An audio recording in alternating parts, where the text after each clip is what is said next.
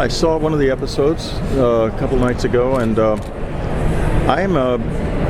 they really captured the inner theme of the books very well. I understood, Natalie and Gail understood deeply what the books were about, and I was glad of that. Because the books are sort of asking a question: who are we? Why don't we know the answer to that question? Where exactly is this? And what's the significance of the fact that we don't know that either, really? And is that dangerous? Is this lack of sort of inner knowledge, self-knowledge, and knowledge of the world around us a danger to us? Because the books are saying that we really need to find out who we are. And because otherwise, we don't understand, especially the borderland of experience, which is where I've lived for a long time. And if we don't understand that, then is it going to come into our lives in ways that it has in a huge way before? Because after all, I mean, if you look at religious experience, it's all comes out of those borderlands. Muhammad seeing the angel Gabriel in a cave, Paul being confronted with a being of light on the road to Damascus. Those are huge things in human experience. But what are they really? What do they mean? Do they mean that these are real deities or not? I mean, one of the things in the nonfiction book I'm writing, I've just finished, that's coming out in February, called Supernatural, is my co-author says, don't believe your beliefs. And you get to Hunters this question of what is real, who is real, and who are they, is suffuses the whole series, and that's the real energy of it. That's why I'm so excited about it, because I think it's a tremendous energy that's not often addressed in an articulate way in any form of entertainment. But boy, is it here. It's the core of the series. How was that creative process with working? Did you work with the writers of the show? Oh, sure, at first, a while ago, but I didn't like.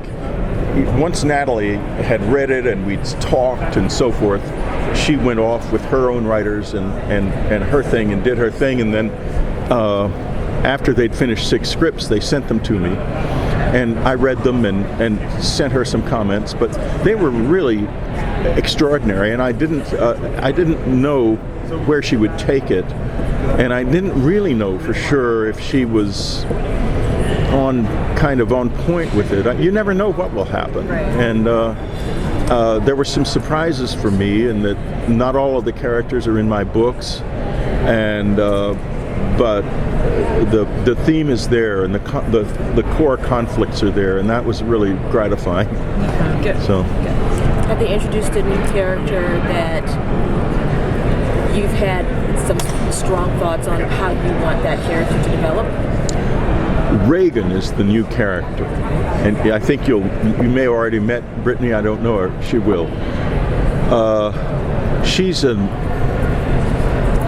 not human in the story, and I have to tell you, if there was such a thing as an alien who looked human but wasn't, the way she pulls that character off is shocking. I mean, it scared the hell out of me. It really did.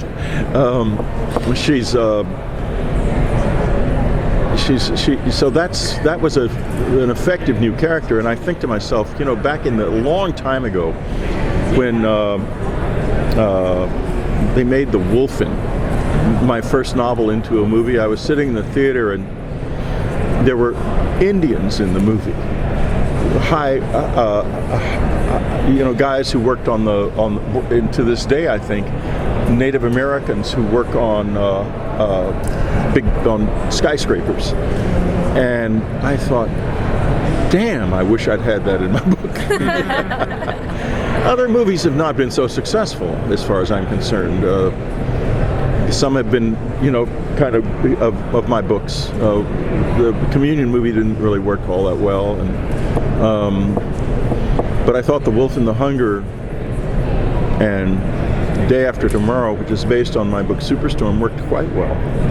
So I was pretty pleased, and I think I'm going to be really pleased with this too. And I'm glad, because a lot of writers, you push your book into the Hollywood slot and you wait, and what comes out is insane. And what happened to my book? But that hasn't happened to me, but much.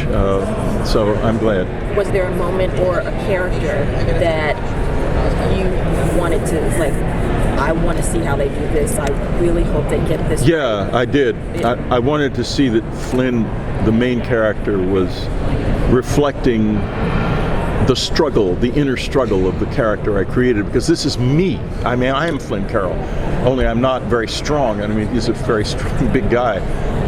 I guess that's wish fulfillment. But his inner struggle of who he really is and why is this happening to him. Because I've had a goddamn weird life, I'm telling you. You have no idea. I mean, I don't talk about 90% of it because no one would believe it. It's pointless. And he reflects that, I guess, the sadness and the intensity of that beautifully. And he came to life in the series. It was really interesting to see. And it was kind of moving, frankly, to see that character come to life like that.